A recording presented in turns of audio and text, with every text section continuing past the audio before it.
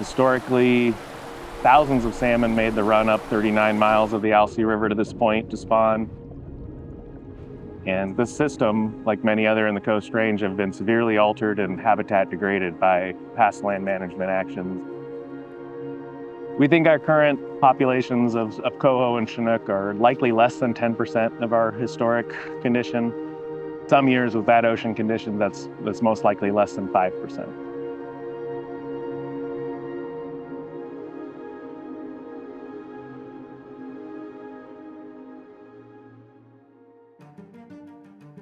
We're here in the upper Alsea Basin in the Coast Range of Oregon, just below the meeting point of Mill and Beaty Creeks, which are tributaries to the Alsea River. Mill Creek's namesake is the timber mill that stood here on its banks in the early 1900s. The operators of the mill straightened the creek, created berms and mill ponds to facilitate the work of the mill, and those features really isolated the creek and disconnected it from its floodplain. After the mill here closed down, agencies and land managers removed large amounts of wood and natural material from the stream in what was known as stream cleaning. Stream cleaning was done on the belief that these structures actually posed a threat to salmon passage in the areas. A landmark study in the 1970s in this stretch of Mill Creek studied the detrimental impacts of that stream cleaning and really changed how restoration practitioners do salmon habitat restoration work. If you see a straight stream, you're not seeing a natural stream. Streams tend to meander. They have sinuosity to them. So this wood will slow down waters as they come downstream. And what that does is it spreads the water out, decreases the power of the stream, creates side channels, which provides fish hiding cover and refuge from high water flows. This is an amazing basin to be working in because this area really changed how we think about salmon habitat restoration, how we load up creeks with wood to increase salmon habitat, and really changed the thinking over 60 years ago right here.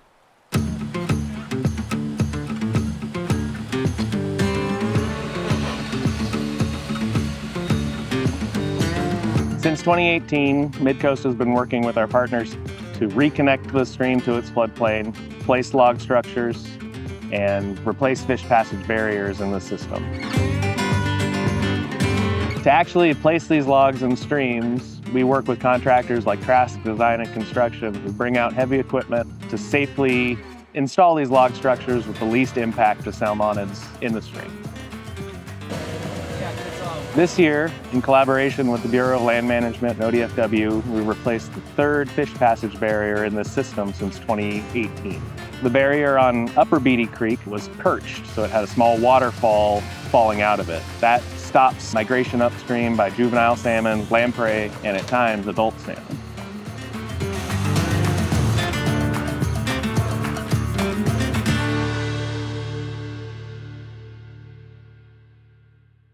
When I bought this property, I bought it with the intention of rehabbing it for native habitat.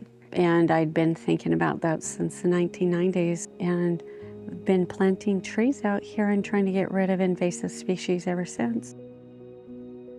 And the motivation is really just because it's the right thing to do. You know, humans have so devastated the environment that if I could do just one little thing to make it better, I was happy to do it.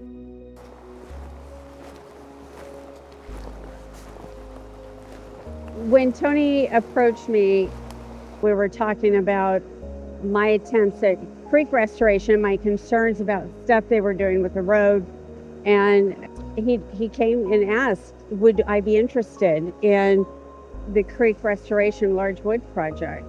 And I just said, are you kidding? Absolutely. You know, it was a dream come true.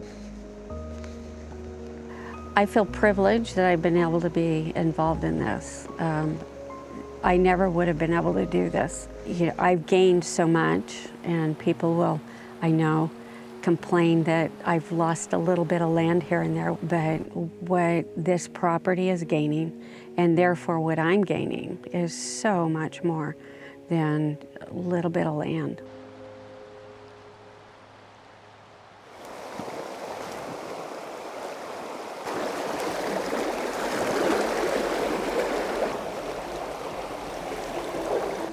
It just creates all these eddies and deeper pools underneath these logs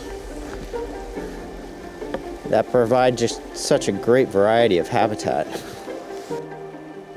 We can control this area where they're spawning, where they're rearing, but we can't control what happens once they go out to the ocean. So what projects like this are trying to do is maximize the probability of survival and maximize the number of fish that are heading down into the ocean. So this log jam right here, it's at the top of Janet's property.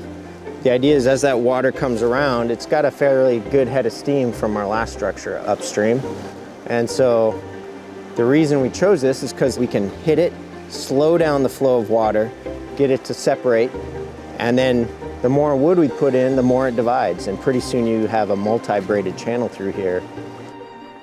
When we slow water down, those little fish, the juveniles, don't have to swim against the current constantly.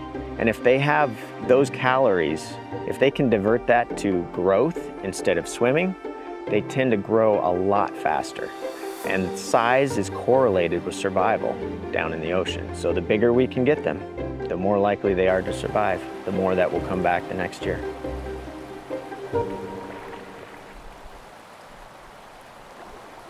So to do these type of comprehensive basin-wide projects, we really need buy-in from private industrial and federal and state landowners.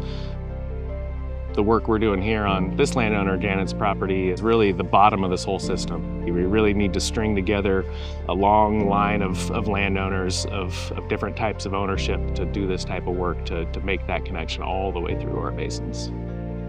The BLM partnerships with MidCoast has been a game changer. It's very synergistic. We are able to accentuate each other's positives. Anytime you are able to collaborate, you get a better project. You have more people that are able to refine the project and come up with innovative ideas. Everybody's been wonderful. I've learned so much, and everybody's been so willing to answer my questions. And when I've talked about concerns, they've totally addressed and totally listened, and that's been a wonderful experience. I feel blessed to be part of it.